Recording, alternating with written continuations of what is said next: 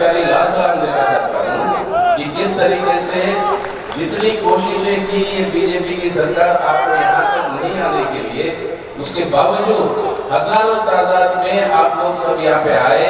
यही है समाधान इस बीजेपी को कि आने वाले निर्वाचन में भी यही होगा व्यवस्था। इस सरकार को हम हटाएंगे, फिर वापस जनता की राज त्रिपुरा के अंदर ले आएंगे। इसका संदेश जो है यहाँ से पहले दे रहे हैं। हमने देखा कई मील दूर बसें रोक दी गई, ट्रेन रोक दी गई, लोग पैदल आ रहे इस धूप के अंदर, अभी भी कई सारे नहीं पहुंच पाए। ये याद दिलाता है कि हमारे आजादी के संघर्ष में जब एक बहरी सरकार को सुनाने के लिए शहीद भगत सिंह ने एक बम फेंका था दिल्ली की असेंबली में, तभी उन्होंने कहा था कि हमारी राजनीति हिंसा की नहीं है, हमारी राजनीति है इस बहरे सरकार को सुनाने। और आज आप सभी लोग यहाँ पर अगरतला के अंदर इस बहरे सरकार को सुनाने के लिए जनतांत्रिक तरीके से, शांतिपूर्वक तरीके से इस विशाल महासभा का धमाका जो है सरकार को सुना रहे हो कि जनता के हित में काम नहीं करोगे तो आपका राज यहाँ पे नहीं चल सकता। इसको हम लोग सब मिटाकर हटाएंगे और हमारे सब मांगों को आपको मानना पड़ेगा या गद्दी छोड़ के, सरकार छोड़ के आपको वापस घर जाना पड़ेगा। ये संदेश, ये धमाका आज यहाँ से सुनाया गया, क्योंकि आज पूरे देश भर में कुछ और जगहों पर चुनाव हो रहे, हिमाचल प्रदेश में हो रहा है, गुजरात के अंदर हो रहा है, और इन सब जगह पर हमारे प्रधानमंत्री जी जाते हैं और वहां पर आश्वासन देते हैं। पुराने प्रोजेक्ट 5 साल पहले जिसका उद्घाटन उन्होंने खुद किया, उसका फिर से उद्घाटन करते हैं और ये कहते हैं कि बीजेपी को चुनो तो आपकी भलाई होगी, आपका विकास होगा। आपके पास भी आ रहे, सुना है एक हफ्ते के अंदर यहाँ पर भी वही तमाशा चलेगा। यहाँ पर भी नए नए चीजों की ऐलान करेंगे, घोषणा करेंगे, लेकिन असलियत क्या है? लोगों के अंदर इतना आक्रोश है उनके नीतियों के खिलाफ कि आज हिमाचल के अंदर चुनाव की घोषणा की, साथ ही साथ जो गुजरात में होना था वहां पे घोषणा नहीं किया।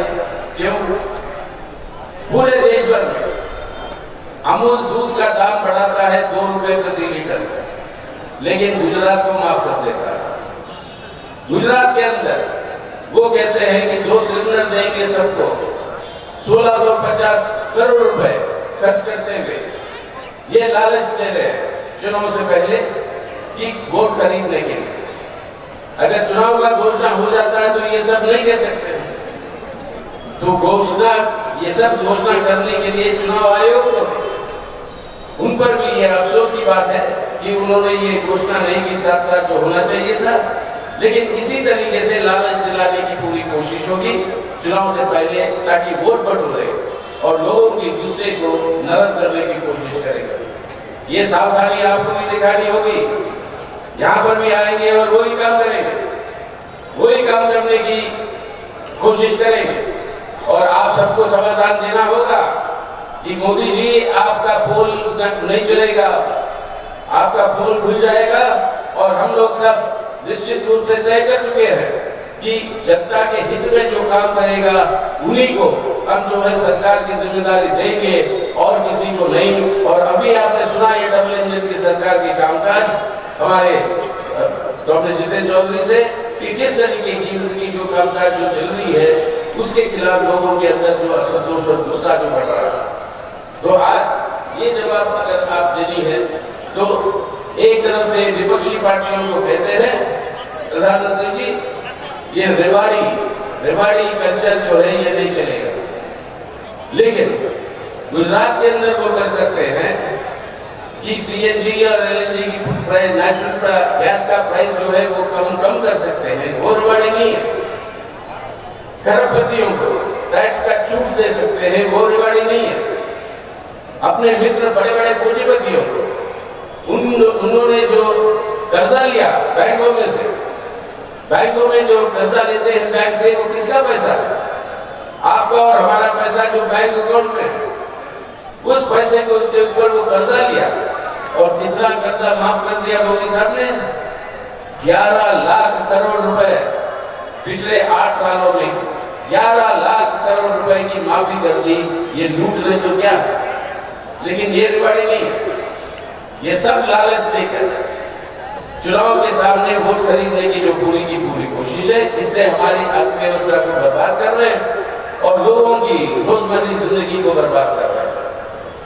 आज ये आंकड़ा निकला कि अक्टूबर के पहले 19 दिनों में तकरीबन 3% हमारे देश के अंदर बेरोजगारी बढ़ गई हमारे नौजवानों से। 3% का मतलब क्या होता है देश में? 3% का मतलब 4 करोड़ लोग। 4 करोड़ लोग हमारे देश के अंदर नौजवान वो और ज्यादा बेरोजगार हुए हैं इस 19 दिनों में। महंगाई के ऊपर कोई अंकुश नहीं। दुनिया के अंदर आंकड़े और संस्था बताते हैं कि सबसे ज्यादा अगर भूखमरी की बीमारी अगर कहीं पर बढ़ी है तो वो हिंदुस्तान में है। अपनी सरकार नहीं मानती है सवाल को। वो कहते ना खुद की आंकड़े देती है सरकार, ना दुनिया के आंकड़ों को मानती। और ये कोविड महामारी के चलते हुए जितने तादाद में लोगों के अंदर गरीबी बढ़ी है, उससे 2/3 पूरे दुनिया के गरीबी जो बढ़ी है उसके 2/3 का हिस्सा शर्म आती है वो अपने भारत से। यानी गरीबी हो, बेरोजगारी, भूखमरी हो, यहाँ पे सबके अंदर लोगों के ऊपर अत्याचार बढ़ते जा रहे हैं। लेकिन अमीर अमीर होता जा रहा है और गरीब गरीब होता जा रहा है। ये सरकार सिर्फ लुटेरों के लिए है।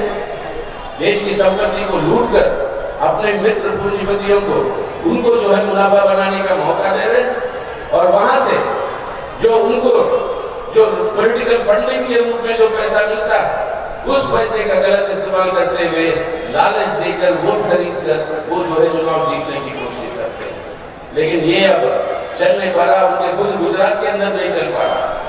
उसी लिए डर के मारे वहां पर चुनाव का घोषणा नहीं किया, वहां पे ये नए लालच वाले स्कीम जो है वो लागू कर रहा है।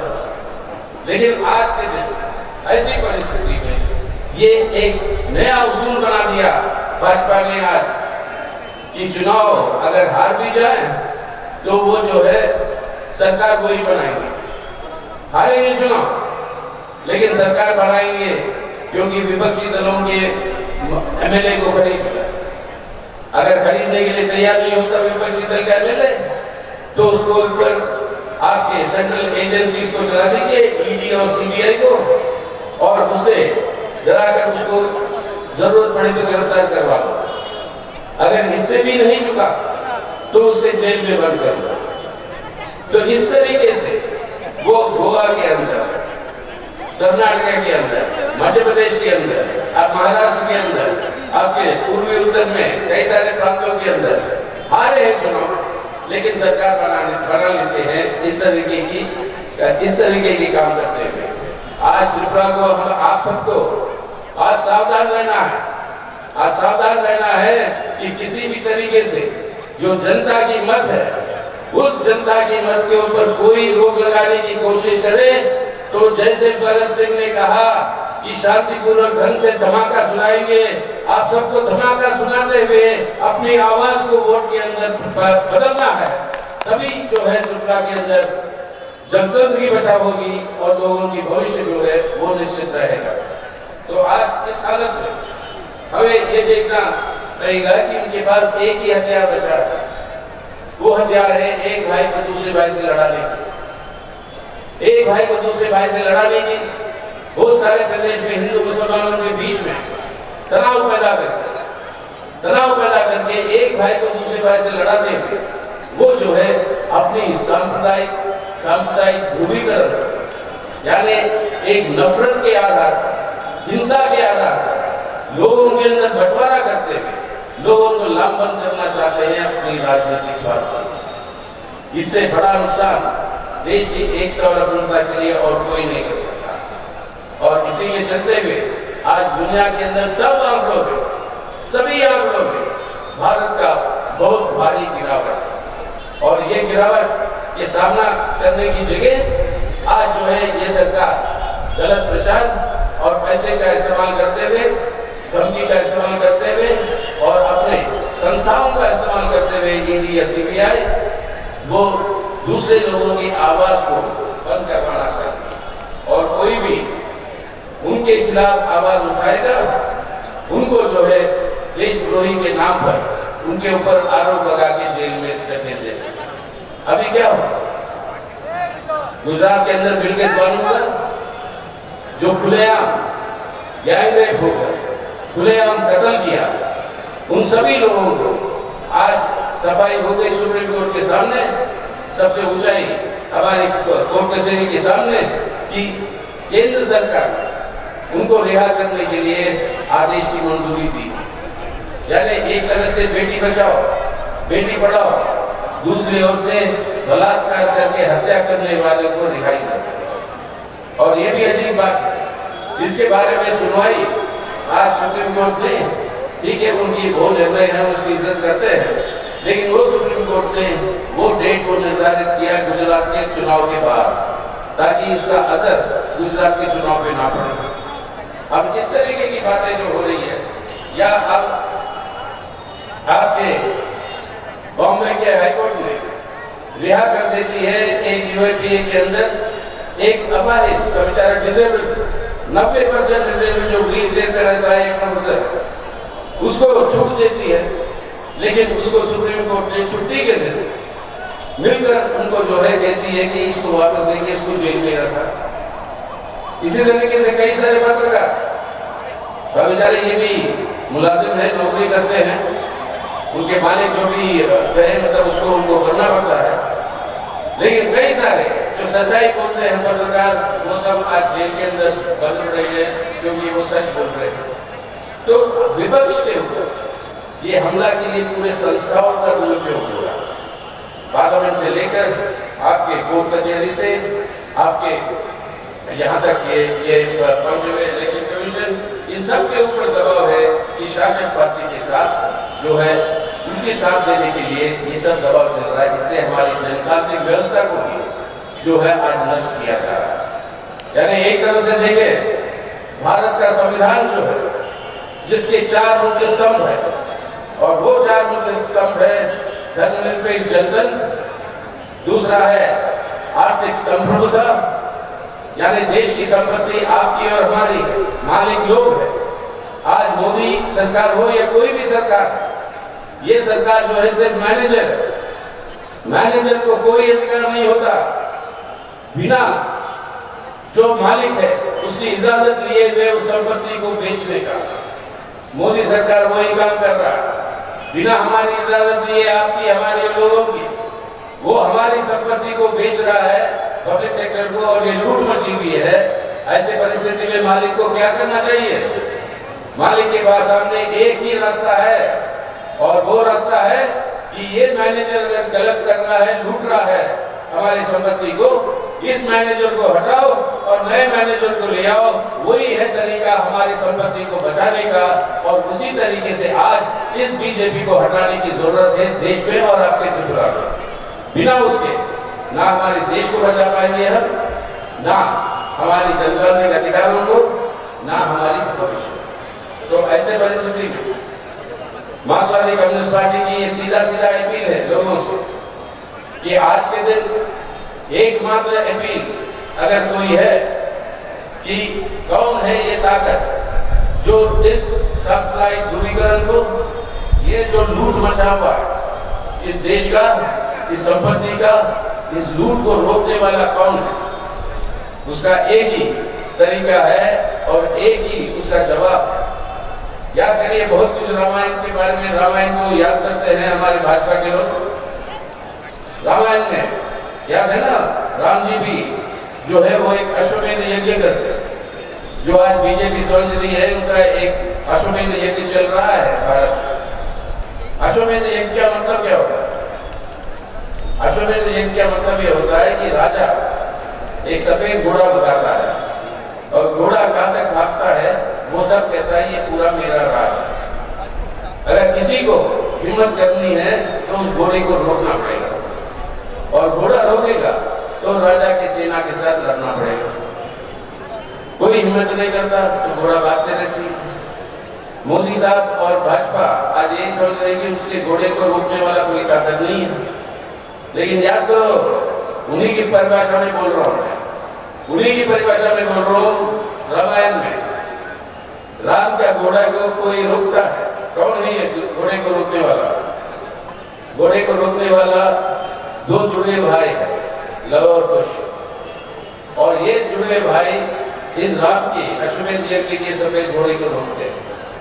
आज की राजनीतिक परिस्थिति में राजनीतिक जुड़े भाई हैं, और वो राजनीतिक जुड़े भाई हैं जो लाल झंडे के अंदर नजर आ रहे हैं आपको। एक किसान का हथौड़ी और एक किसान का हथियार और मजदूर का हथौड़ी। ये किसान हथौड़ी का जो एकता है, ये है दो जुड़वे भाई, और ये दो जुड़वे भाई लाल झंडे के साथ है। और ये लाल झंडा आज भाजपा के अश्वमेध यज्ञ को रोकेगा, इस सफेद घोड़े को रोकेगा और अपने देश को और त्रिपुरा को बचाएगा। आज ये हम लोगों को ये संकल्प लेंगे कि आज देश को बचाना है, तब इस लाल झंडे को मजबूत करना।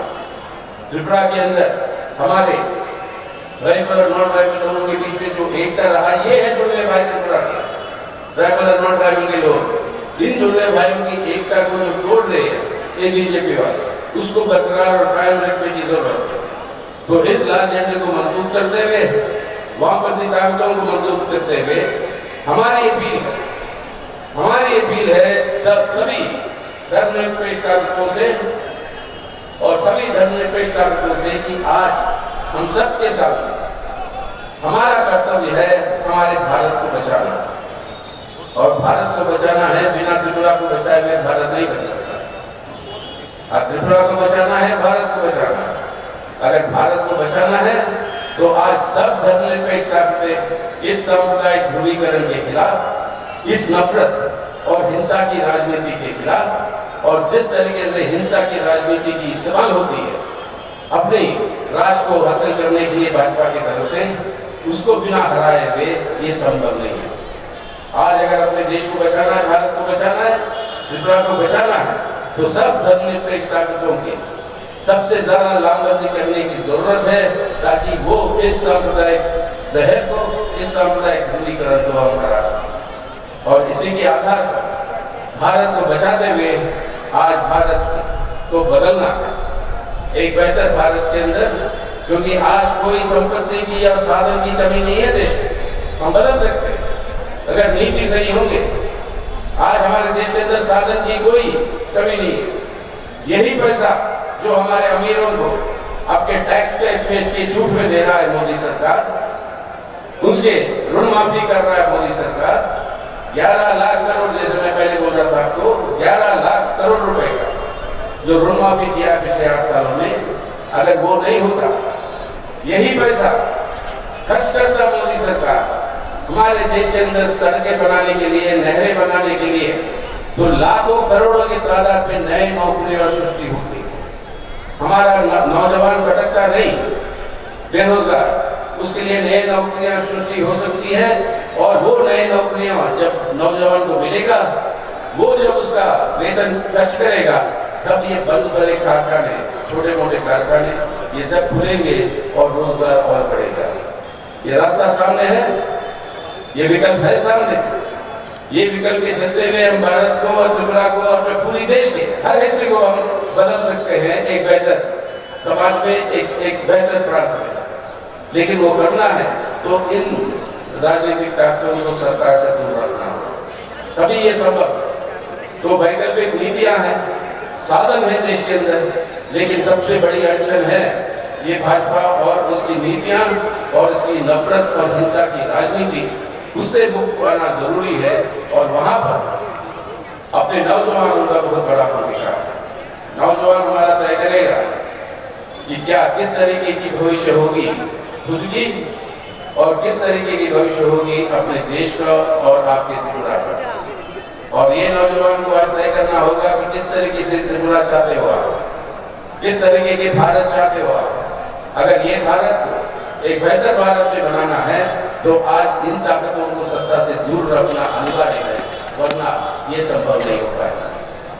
आज बड़े गर्व के साथ कह रहे हैं कि मोदी साहब और उनकी सरकार की अमृत काल आ चुका है। अमृत काल यानी आज से लेकर भारत की आजादी के 100 साल तक ये पिछले आगे के जो 25 साल है ये देश के लिए अमृत काल होगा। उनके शासन में ये अमृत काल होगा। याद रखिए, उन्हीं की परिभाषा में बोल रहा हूँ। अमृत पैदा कैसे होता है? भाजपा की परिभाषा में अमृत पैदा होता है समुद्र मंथन। समुद्र मंथन जब चल रहा होता है, अमृत पैदा होकर आता है और साथ ही साथ विष भी पैदा होकर आता है। एक कलश में अमृत होता है, एक कलश में विष होता है। और अमृत जब पैदा होकर आया आपके समुद्र मंथन में, सबसे पहले राक्षस लोग जो है वो अमृत के कलश को लेकर वो भाग जाते हैं।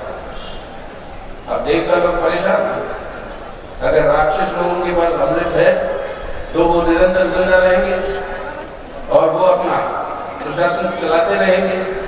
तो इसको कोई ना कोई चिड़म करके देवता लोगों को ये कोशिश करना था कि उसको वापस ले जाए राक्षसों के हाथ से।